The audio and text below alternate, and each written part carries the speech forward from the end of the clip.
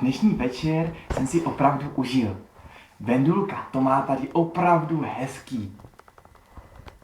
Měla moc hezky prostřeno, i když, pravda, venku bylo trochu zastřeno.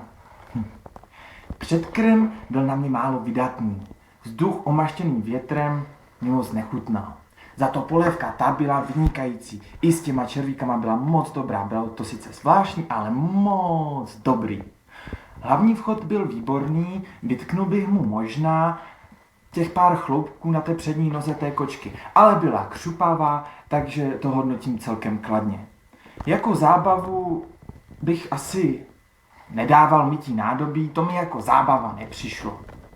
Ale dezert, ten mě opravdu překvapil, ten byl skvělý. Palačinky, jaké svět neviděl, opravdu jsem syt, již nemohu. Ale celkově jsem si ten večer opravdu užil, děkuji moc Vendulce a opravdu jí přeju, aby vyhrála. A za to všechno jí dám 9 bodů. 9.